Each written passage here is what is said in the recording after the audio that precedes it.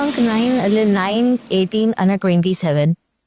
9 જે રિપ્રેઝન્ટ કરે છે એ છે આપણા મંગલદેવની વાત અગર હું કરું છું તો એ એકદમ સ્ટ્રોંગ પર્સનાલિટી વાળા માણસ છે. જે તમે જો અગર આપણે કેલ્ક્યુલેશન કરીએ બરાબર છે તો 9 નંબર કોઈનાથી ડિવાઈડ નથી થતું. આપણા 9 કુરાનિસ છે બરાબર છે. જે બી આપણું જે બી માઇથોલોજીકલ રીતે આપણે જોવા જઈએ તો બધી વસ્તુ 9 વાર રિયલી જે સારી હોય છે એ બધી વસ્તુ એ 9 થી હોય છે. 9 આપણું આવા વાળું વર્ષ બી 9 થી રિપ્રેઝન્ટ કરે છે.